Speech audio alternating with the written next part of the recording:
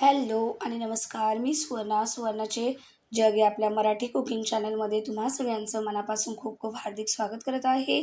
आणि आज आपण बनवतो एकदम पारंपरिक अशी रेसिपी, ते म्हणजेच कानोले.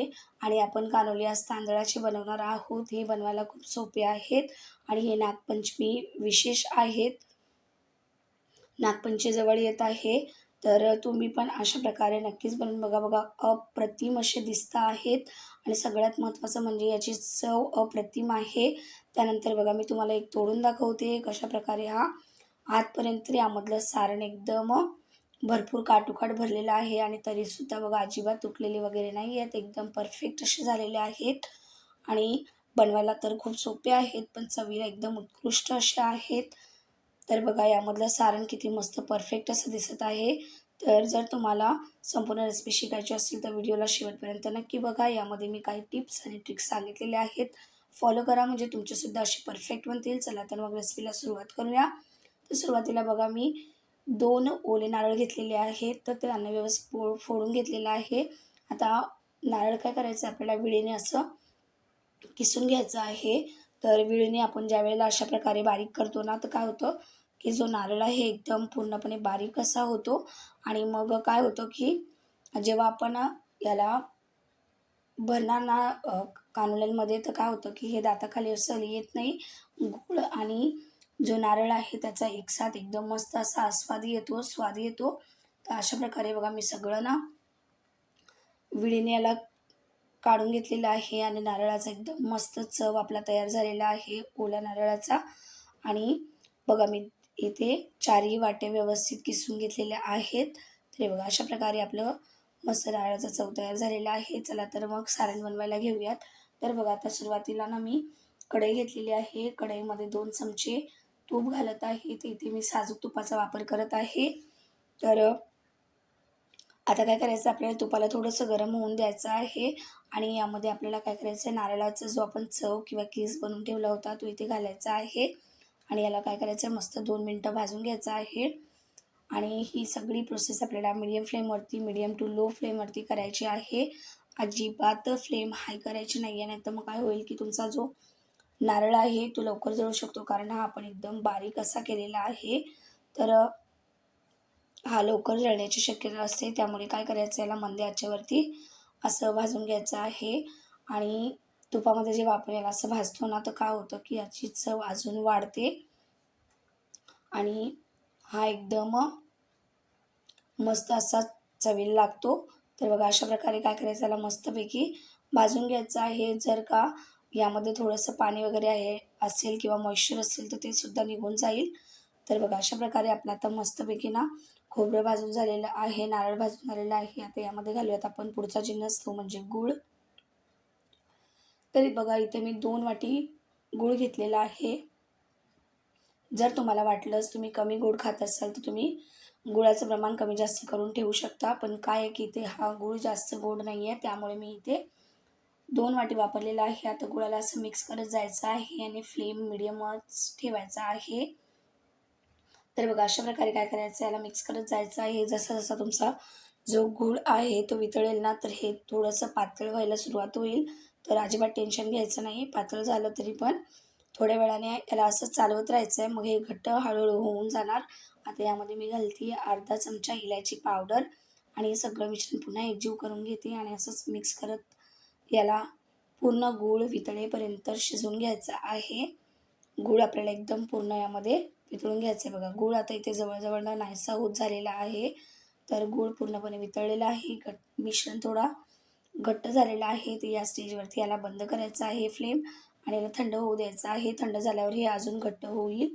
तर आता आपण जोपर्यंत सारण आपलं थंड होतं तोपर्यंत पीठ बनवायला घेऊयात. तर बघा, पीठ बनवण्यासाठी मी एक पातेलं गॅसवर ठेवलं आहे. त्यामध्ये 2 वाटी पाणी इथे मी घेतलेलं आहे. त्यामध्ये चवीपुरतं घालते मीठ आणि 1 चमचा आपल्याला इथे साजूक तुपाचा घालायचा आहे.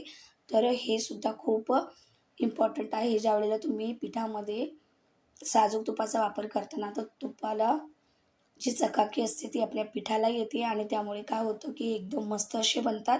आणि जेव्हा तुम्ही पीठ मळताना तो तुमच्या हाताला जास्त चिपकत नाही. तर बघा, अशा प्रकारे काय करते, मी याला ढवळून घेते आणि आता याला काय करायचं, उकळी येईपर्यंत थोडंसं गॅसवरती ठेवायचं आहे. तर गॅसचा फ्लेम मीडियम ठेवायचा आहे. तर बघा पाण्याला उकळी आलेली आहे. या स्टेजवरती इथे मी पीठ घालते आहे तांदळाचं. तर इथे मी 2 वाटी तांदळाचं पीठ घेतलेलं आहे. तर जेवढं पाणी आहे तेवढंच मी इथे पिठाचं प्रमाण ठेवलेलं आहे. बघा 2 वाटी मी पीठ इथे बरोबर घातलेलं आहे. 2 वाटी पाणी आणि 2 वाटी तांदूळ हे सुद्धा प्रमाण लक्षात ठेवणं जरुरी आहे. नाहीतर मग काय होईल की तुमचं जे पीठ आहे ते जास्त पातळ होऊ शकतं किंवा मग जास्त व्यवस्थित शिजणारच नाही. आता पीठ इथे घालून फ्लेम एकदम मीडियम करायचा आहे आणि याला व्यवस्थित काय करायचं, असं मिक्स करून घ्यायचं आहे बघा. तर अशा प्रकारे आपल्याला मीडियम फ्लेमवरती याला मिक्स करून घ्यायचं आहे. ही प्रोसेस खूप जरुरी आहे. आणि बघा पीठ आता व्यवस्थित आपलं शिजलं आहे आणि जास्त घट्टसुद्धा नाही आहे किंवा जास्त पातळ नाही आहे. तर अशा प्रकारे पाहिजे, कारण आपल्याला याला मळायचंसुद्धा आहे. त्यामुळे अशा प्रमाणात पीठ बनवणं गरजेचं आहे. तर बघा आता पीठ व्यवस्थित ना मी मिक्स करून घेतलेलं आहे. आता काय करायचं आपल्याला, याला बाजूला ठेवून द्यायचं आहे.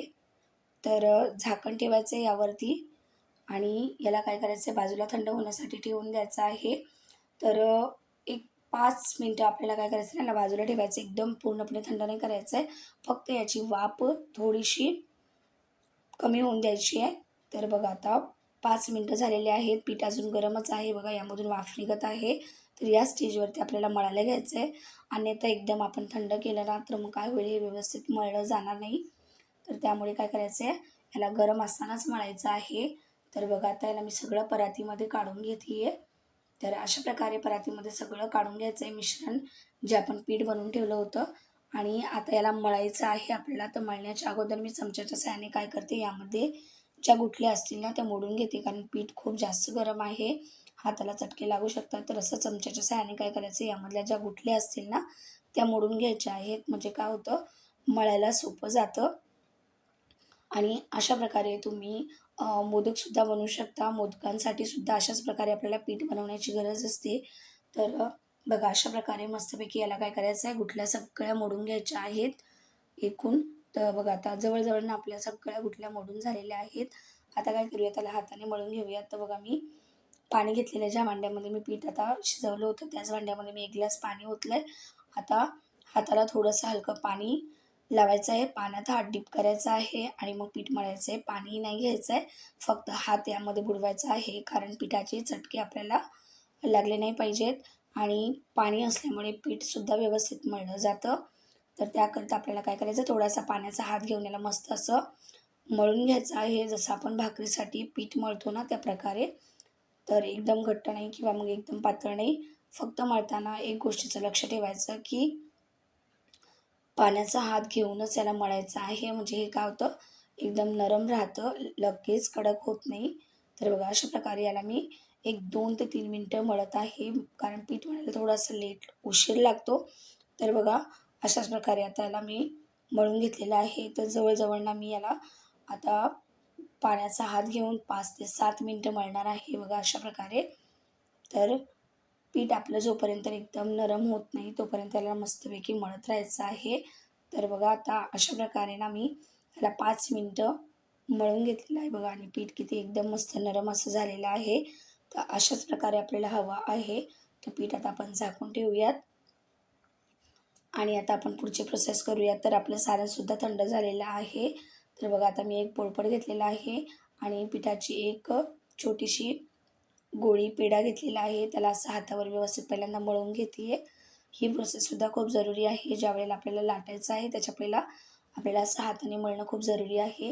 आता सुक्या पिठामध्ये याला बुडवायचं आहे आणि याला काय करायचं आहे, लाटून घ्यायचं आहे. लाटण्याच्या साहाय्याने जेव्हा तुम्ही एकदम परफेक्ट असं पीठ मळणार ना तर तुमची पोळी व्यवस्थित लाटली जाईल. अन्यथा काय होईल की लाटताना ही तुटेल, चिपकेल किंवा मग लाटलीच जाणार नाही. त्यामुळे पीठ व्यवस्थित मळणं खूपच गरजेचं आहे. म्हणून 5 ते 7 मिनटं मिनिमम आपल्याला मळणं जरुरी आहे. तर बघा अशा प्रकारे मी याची आता एक मस्त पोळी लाटून घेतलेली आहे पारी. आणि बघा किती सहजासहजी एकदम गव्हाच्या पिठासारखी लाटली जात आहे.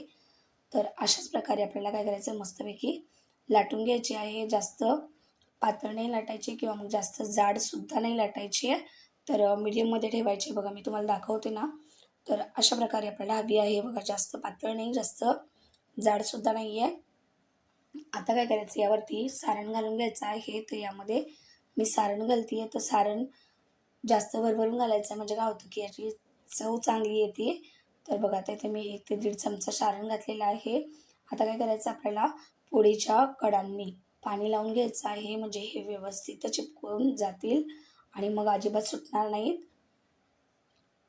त्यामुळे असं काय करायचं सगळ्या कडांनी पाणी लावायचं आहे आणि मग याला फोल्ड करायचं. जसं आपण करंजी करतो ना, तर त्याप्रकारे याला काय करायचं आहे फोल्ड करायचं आहे अशा प्रकारे. आणि आता बघा फोल्ड करून झालेलं आहे. तर तुम्हाला डिझाईन जर बनवायची असेल तुम्ही हाताने सुद्धा बनवू शकता किंवा मग साच्यामध्ये पण बनवू शकता. पण अशा प्रकारे बघा आता मी फोल्ड करून घेतले आहे आणि मी या काट्याच्या साहाय्याने असं व्यवस्थित काय करते याला डिझाईन बनवून घेते. डिझाईन पण बनून जाते आणि हे व्यवस्थित चिपकून पण जातं.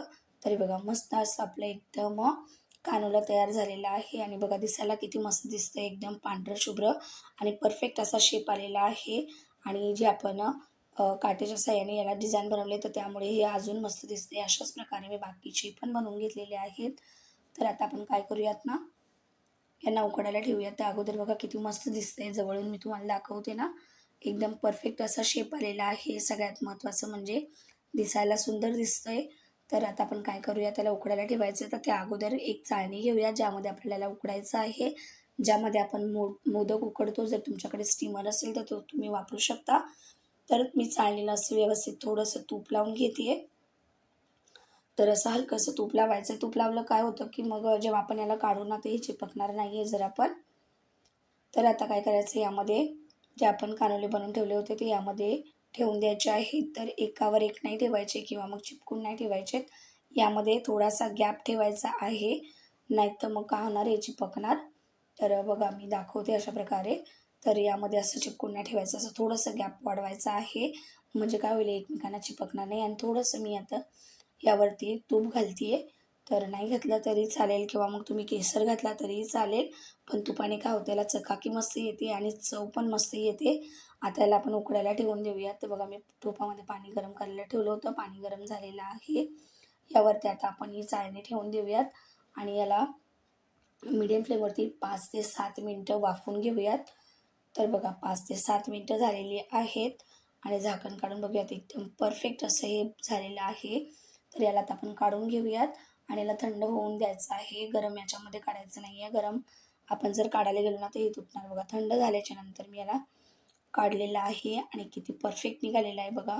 रूम टेम्परेचरवर पूर्ण थंड करायचं आहे आणि परफेक्ट असं आपलं कानोलं एकदम निघालेलं आहे. त्याला आपण आता प्लेटमध्ये सर्व्ह केलेलं आहे. बघा दिसायला किती मस्त दिसतंय आणि एकदम चविष्ट असं दिसतंय आणि बनवायला खूप सोपं आहे. फक्त यामध्ये मी ज्या टिप्स सांगितलेल्या आहेत त्या तुम्ही जर का फॉलो केल्यात तर तुमचीसुद्धा अशीच एकदम परफेक्ट बनतील. आणि बघा मी तुम्हाला ना एक तोडून दाखवते कशाप्रकारे यामध्ये सारण आतपर्यंत भरलेलं आहे. सगळ्यात महत्त्वाचं बघा याचा वरचा जो आवरण आहे ते किती नरम एकदम सॉफ्ट असं झालेलं आहे आणि तुम्ही याला ना 2 दिवस 3 दिवससुद्धा खाऊ शकता. अजिबात खराब होत नाहीत आणि सारण एकदम मस्त दिसतंय. एकदम गोड व्यवस्थित झालेलं आहे आणि चवीलासुद्धा उत्तम आहे. बनवायला सोपं आहे. तर जर तुम्हाला ही रेसिपी आवडली असेल तर प्लीज व्हिडिओला लाईक करा, शेअर करा, कमेंट करा, सबस्क्राईब करा माझ्या चॅनलला. अशा सोप्या रेसिपी बघण्यासाठी आणि वेळात वेळ काढून व्हिडिओ बघितल्याबद्दल तुमचे मनापासून खूप खूप धन्यवाद. चला तर मग भेटूयात अशाच एका नवीन रेसिपीमध्ये. तोपर्यंत काळजी घ्या. अशाच नवीन रेसिपी ट्राय करत राहा. ही रेसिपी तुम्हाला कशी वाटली नक्कीच मला कमेंट करून कळवा. भेटूयात एका नवीन रेसिपीमध्ये. तोपर्यंत बाय बाय.